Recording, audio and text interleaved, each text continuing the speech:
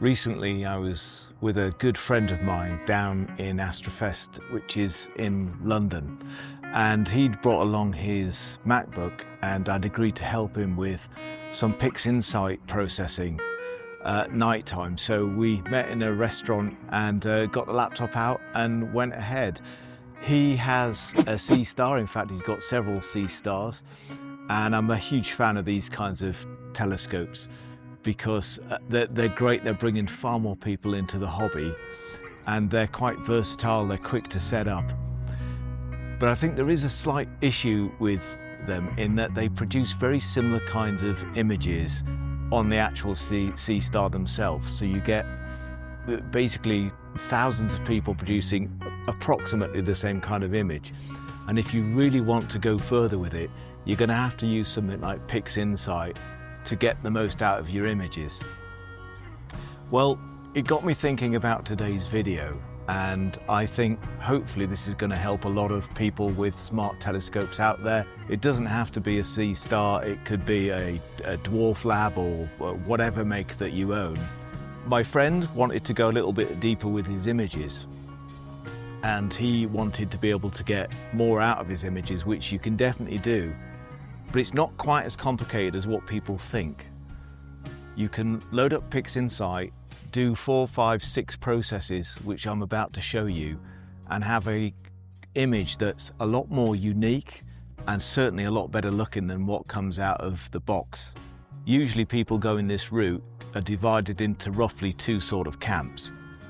They're people who actually can't really be bothered to learn all of PixInsight, and I don't blame them. It's a complex program. I always think of it as Photoshop on steroids. And then there's the other camp who will really want to get into PixInsight, and maybe you're feeling intimidated by it. I felt exactly the same when I got going. And you want to learn PixInsight, but you just need a basic workflow to get you going, and then you can add to your knowledge over time.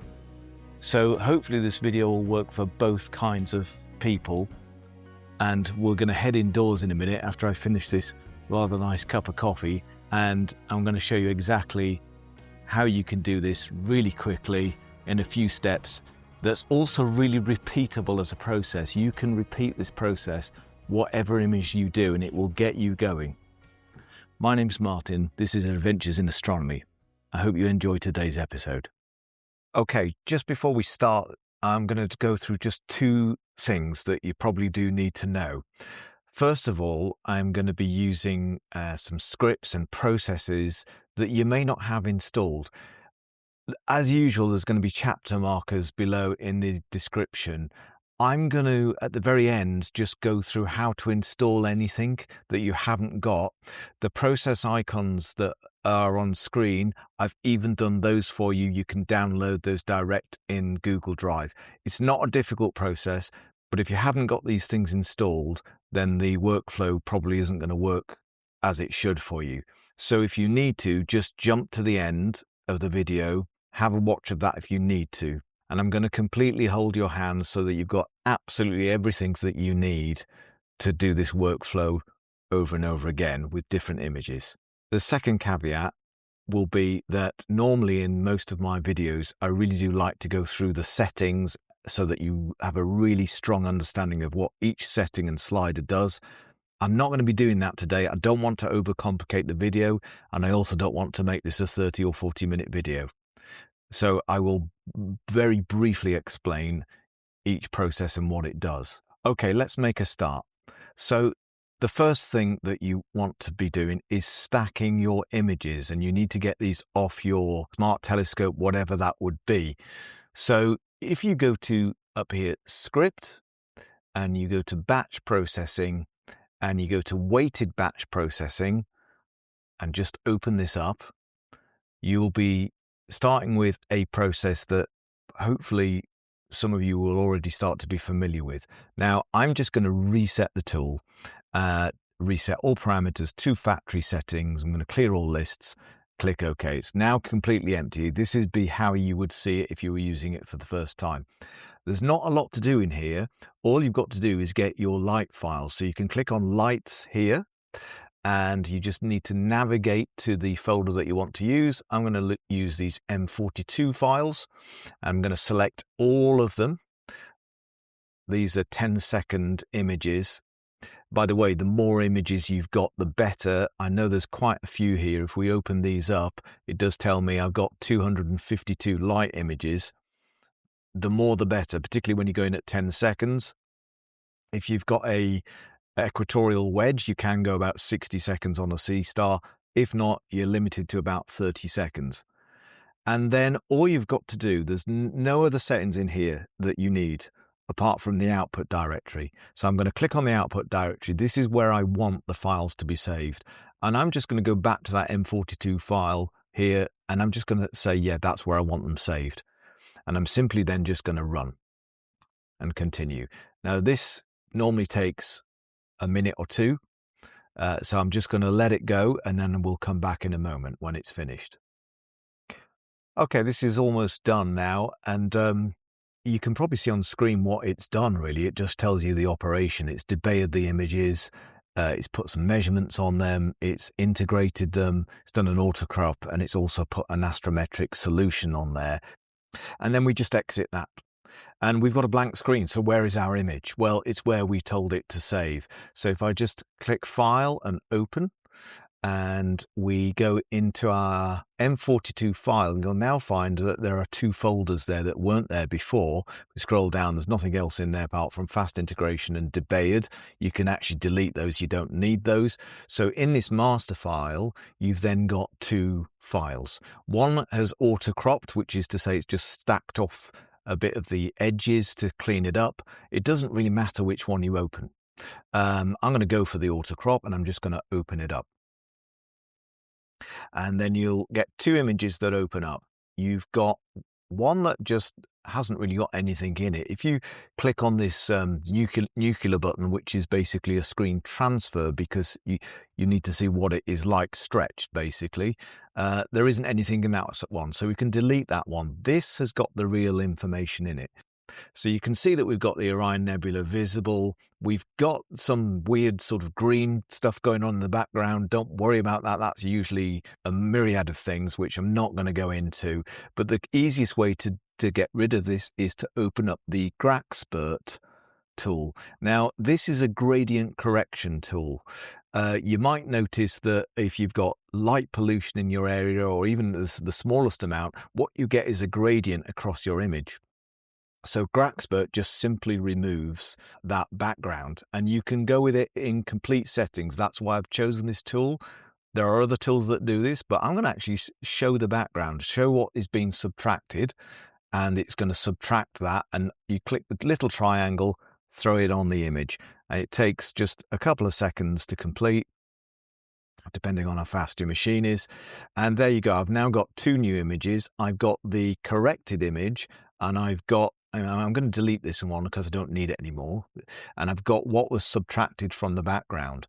And already, I think we've got a very nice image. Just a little tool tip for you. Each time you do a process, you might want to just reselect the nuclear button just so that you get the correct colors. You might notice the colors subtly changed when we did that, but the colors aren't quite right yet. And the easiest way to correct the colors, there's lots of ways of doing this, but the easiest way to do it is with a automated script. If you've ever used a DSLR camera, or you've used something where you've got to correct the white balance, maybe you've gone into Photoshop or something like that with your own photos, this is essentially a little bit like that process. It's not quite the same, but it's almost sort of correcting your colors for an astronomy image. So where to find this? You go to Script, and you installed this earlier. It's in Utilities, Auto Color. And when you do that, it'll run it through a color script. And I don't know if you saw that, a little change in the colors there. Again, I'm going to press the nuclear button, but those colors are now a little bit more natural looking. So that's step 2. Then we go to a couple of interesting things. Now, if you're not prepared to spend on the Rust Chroman tools, you don't need to. The first one I'm going to use is BlurXTerminator. I'm just going to reset the tool so it is as you would find it when you open it up. This is a fantastic tool, well worth the money.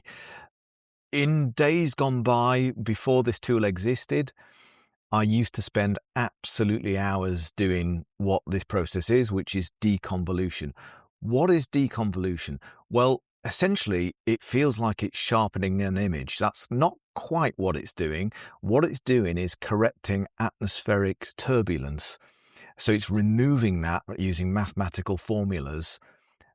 In a sense, yes, it's sharpening your image. But if you've ever looked through an eyepiece at the moon and you've sort of seen sort of a wavy sense of atmosphere when you've looked at it, what it's doing is essentially correcting for that. So the way to use this tool, on some of these tools, you've got a empty circle, and that denotes that you've got a live feedback, a real-time preview it's called. So if we click on that, we get a real-time preview of what this tool does. Now, I would highly recommend doing this in a couple of stages. First of all, I'd untick the automatic PSF, because the first thing that you want to do is see what it's doing to the stars. It may not look like it's done anything, but it has. If on this image we click over on this circle over here, it will turn off the real-time preview. Now, I don't know if you noticed that, but the stars are bigger, fatter. Not quite as desirable, or not to my eyes. You might like that style, but I don't like it. When we turn it on, that's what BlurXTerminator is doing.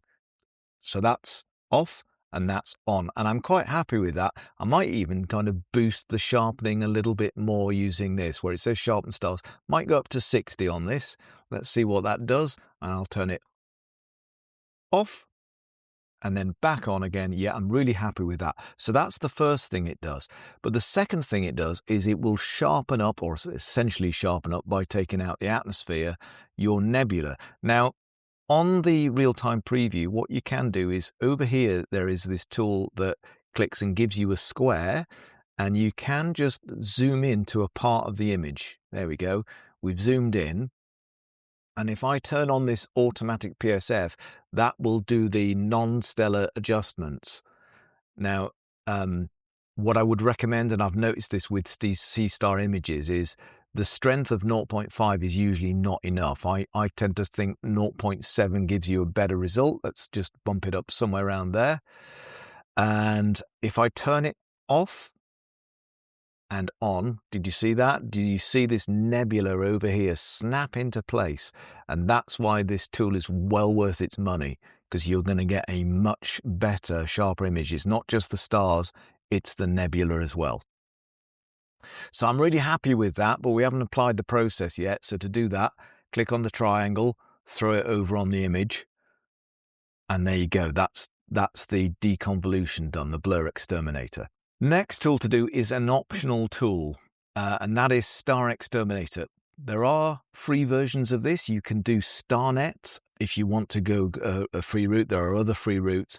I tend to use Xterminator, number one, because I'm on a Mac, and StarNet won't work on a Mac, or at least won't work easily. But the other reason I like it is it's just really easy to use. Now, you don't have to separate the stars from the image, but it's a good practice to get into.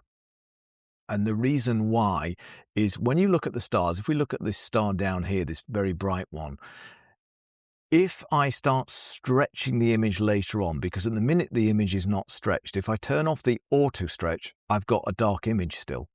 So this is sort of a preview of what it will look like when I've stretched the image. But stars blow out quite quickly because they're already very, very bright. So it's a good practice to separate your stars. You can do this image perfectly fine without separating the stars, but you're going to be limited to how much stretching that you can do and how much you can see. It says generate star image, unscreen stars ticked, and all you got to do is throw it across, and that's going to take the stars out from the nebula. The next thing that we want to be looking at is the noise. If we zoom in, let me just make this a little bit bigger so we can see what we're doing. If we zoom in a little bit, you can probably see that we've got quite a bit of noise, particularly in the darker parts. Can you see this? If we open NoiseXTerminator, we just zoom back out again, and we put again the live preview on, we can see that noise. Now, you definitely want to be going over here to click on your tool that will zoom in and just zoom in, try and get a bit of nebula. When I'm looking at this, I can see the noise, but actually this is with it applied. If I turn off NoiseXTerminator, you can see it's even noisier. And when I turn it on, it's knocked out quite a bit of the noise. I probably want to be upping that denoise scale just a little bit. Let's go to 0.7 again, and let's turn it on and off. That's off and that's on, and it's done a really nice job. Be careful with this tool, because the temptation when you first use it is to just go, oh, let me just go full screen again by clicking that button. The temptation is to just whack it up full power. You can get quite a plasticky looking result. It looks a bit artificial. So the game, let's just go back to a zoomed view of this again, roughly the same area. You can see it's gone a bit blocky here. So the game is actually to reduce the noise so that you can still see a little bit of grain in the image. When you turn it off, you can definitely see that grain appear even more because there's no denoise done. But when you turn it on, you get a not quite a fully smooth result. You can still see a bit of grain. I'm actually going to knock that back even a little bit more to 0.55. So again, come out of the real-time preview, and I'm going to put the noise on, and then I'm going to just zoom in and check I'm happy with it. You can still see a little bit of grain. It doesn't look plasticky. It looks great. So that's NoiseXTerminator. Now the next stage we've got to do, as we've said, the image is not stretched. If we turn off or reset the screen transfer function up here and put it back on, put it back off, we are not stretched. So we've got to stretch our image. There's loads of different ways of stretching an image, better ways than I'm about to show you, but if you're new to this PixInsight game, then the easiest way to do this is to apply the screen transfer function, which is actually what this nuclear button up here is doing. If I just turn this off and press the nuclear button here, that's all it's done. It's applied a screen stretch. And then we want to copy that across to a histogram to actually apply it. So if we take the triangle and copy it down and just leave it on this bar here, and if we just press this tick here, you will see that has applied a stretch to this histogram here. Now we need to put it on the image. Now when we do this, we're going to end up with a white image. And the reason is you've applied it twice, because I've already got the screen stretch done over here and I've applied it again here. So if I now turn this off, we now have a stretched image. Okay, so that's the next step. And then the real fun begins, and that's with curves.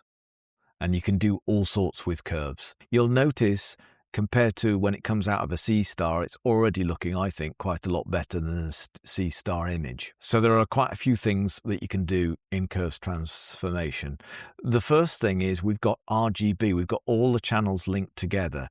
And again, you've got a real-time preview that you can switch on to see what these do. If you think of this line as being the lightest parts are up here, and the darkest parts are down here, and the mid-tones around here. So if I want to stretch these mid-tone areas, if I take this, and by the way, small adjustments. If you go really crazy, whoops, hang on, let me just reset. This is the reset button here.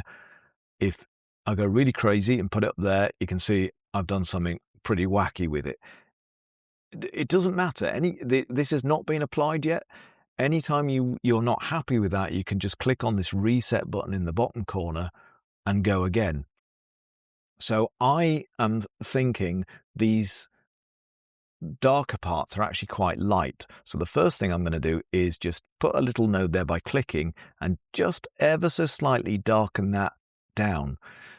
Let's just turn this on and off to see what that's doing. Yeah, I'm happy with that, but I also like to slightly brighten these regions. Now, a little tool tip, if you click in these areas, can you see on the curves transformation tool, it's telling you roughly where those areas are. So I'm going to actually just put my click round there and just boost this part to bring a bit more nebula out. Now, I've blown out the core even more. That's difficult with Orion. So up here are the brightest bits. You can see, look, all the way along here as I click and move around. So what I'm going to do is put another point on here and just tone that down a little bit. and turn it on and off to see whether I'm happy with that change. And I am very happy with that change. I can see I've got much more contrast around this area.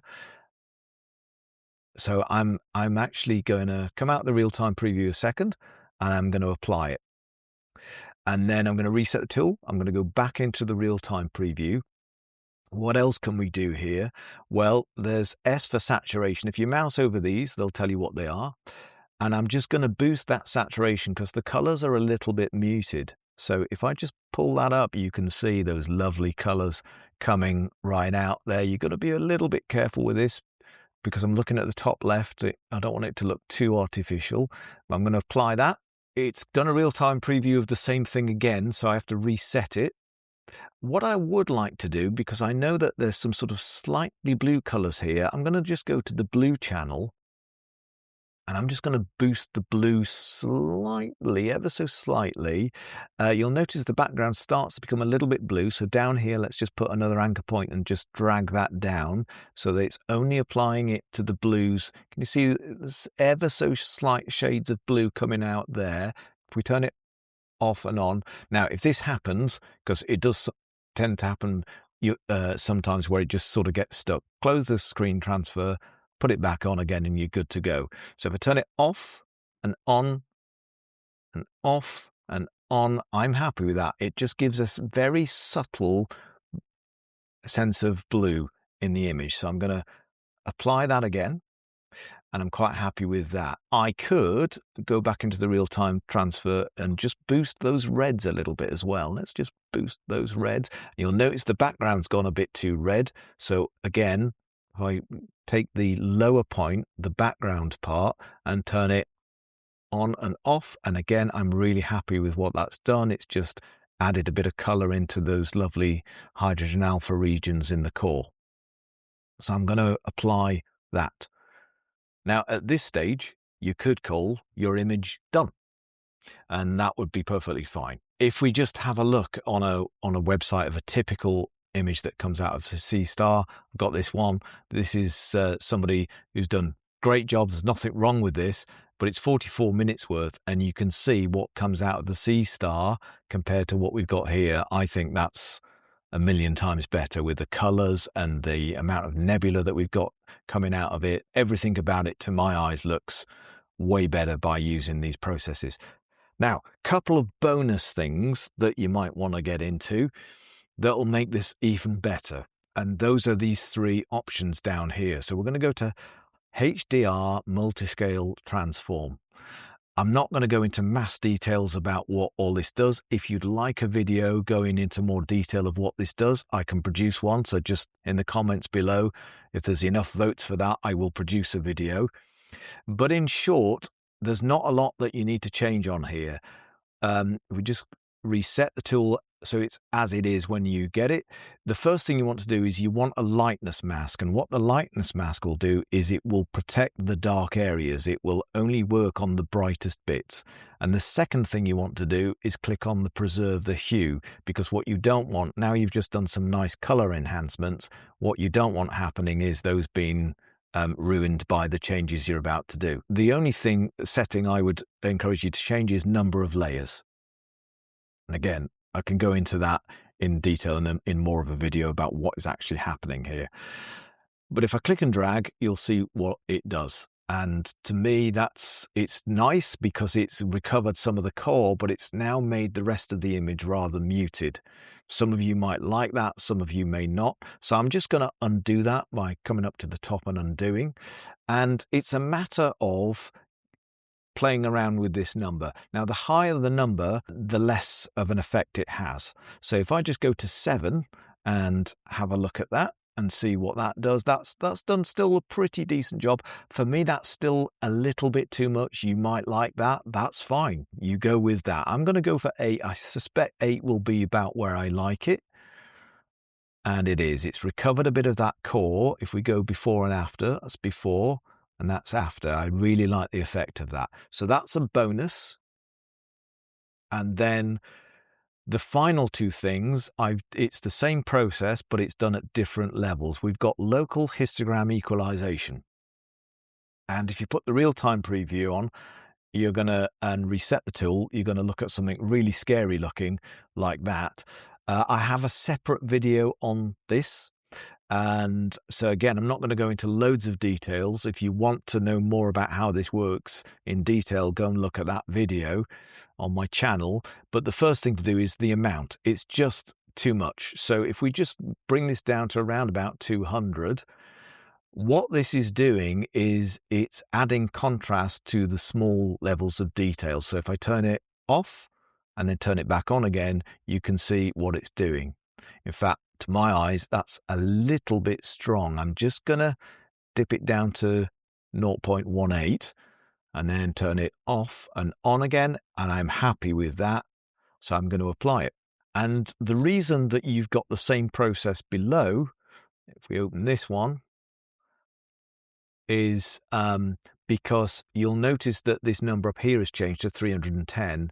All this is doing is it's adding contrast at the larger scales. Again, look at the longer video on this if you want to understand it better. So if I just reset this a second, turn down the strength again, right down to, let's call it 220 this time, but up this kernel radius to somewhere around about 300. You don't have to be exactly precise. What this is doing is adding contrast to a wider range across the image. So if I turn this off and on, you can see it's just added a little bit of punch. It's quite nice. And there we go.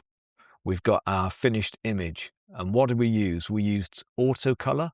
Well, first of all, we started stacking. We used GraXpert. We used BlurXTerminator, Xterminator, NoiseXTerminator. We stretched it. We did some curves, and these were bonus ones. So in a matter of steps, we've got our finished photograph. Couple of bonus things. You might like this as it is. You might be screaming at the screen saying, hang on, what about the stars? Well, the stars are not stretched at the minute. If I turn these off and turn them on, now, bit of a warning, when I do this, you're going to get horrible looking stars. What's happened? Well, let me just turn those off. We've applied too much of a screen stretch to those stars. So the way to stretch these stars would be to open this histogram transformation tool, click on this so that the blue is activated and reset it and put a tick on it. So it's tracking this, and you just want to take this middle slider and reset. First of all, let's turn on the screen transfer so we can see what we're doing. Take this slider and just start to slide until you can see some stars. And again, this is a matter of taste. I'm almost happy with those. Yeah, I'm happy with those stars. And so what I would do is come out of this and apply that stretch to the stars. I've now stretched the stars. If you want to add the stars back into the image, then there is a script for this, and you need the script cosmic photons, and you want screen stars. And then all you need to do, actually, let's go back a step. It's good practice if you right click on these and click on identifier to call them stars. It's just good practice because you can then see, and if I just click on the identifier in this and call it Orion, so you can see here it's called Orion. These are called stars. Let's go back to that script. Script, cosmic photons. This is Bill Blanchard, brilliant script writer. Thank you, Bill, for this. It's really great. Screen stars. And all you've got to do is you want your starless view, which is Orion, and your stars view, which is stars. And there you go. It's put them in. And I just want to press the tick, and it's going to generate a brand new image, a final image over here. And that is my finished image with the stars. They're not overblown. Looks really, really great. Okay, I promised at the end of the video that I would link to a few things, because you will not see some of these processes unless you've got things installed properly. So you won't see GraXpert, you won't see the Blur or the Star or the NoiseXTerminators. Here's where to get all of that stuff from. First of all, you can see I've put in my Google Drive the process icons that you need to use for this image, and you can take those process icons and download them and install them on your hard drive. How do you load the process icons? That's really easy. You just go to Process, Process Icons, Load Process Icons, and there they are. And I've saved them there. Once you've loaded that in, you will get these process icons on the right hand side, exactly as they are. So that's the first step to getting the process icons in your image. And like I said, I'll leave that link up to my Google Drive there. The first thing you're going to need to do to get GraXpert working is actually download GraXpert. So you just go to the GraXpert website. Again, I'll put a link in the description that will load this straight up, and you just download it for whatever you're working on, Windows, Mac, whatever. The second thing that you need to do is Deep Sky Forge. Again, there'll be a link below, but you need to add the URLs into the PixInsight repository. I'm going to go through that step in a moment, but that's the link. Again, it'll be below. You don't even need to go to these websites because it'll all be there ready for you. The autocolor script comes from this website, and again, you need to add the right link, which is here. So that's the repository link there. And then the RC Astro tools are here. Yes, they're pricey. Sometimes I think as astronomers, we get really hung up on software pricing. We'd think nothing of paying £500, £800 for a telescope. And yet when it comes to software, we get really stingy. I would say these things are worth having because you buy them once. They're not subscription tools. If anything, if you can't afford them and it's too much money, I totally understand there are other free ways around this. The one I wouldn't go without is BlurXTerminator. You can download a free trial of each of these. You've got Blur, Noise, and StarXterminator with a free trial here, here, and here. I would say if you're already using PixInsight, or if you're planning to purchase PixInsight, include these into the cost of the complete program. Like I said, to me, it's a complete no-brainer. And then finally, to get the screen transfer scripts where you mix the stars back in with the image, you need Bill Blanchan's Screen Stars script. And I'll put a link to his website here because he's got all sorts of tools which are probably worth exploring once you've got more experience under your belt if you are a beginner. But the repository address again is here. So this is the bit you need to copy in. Right.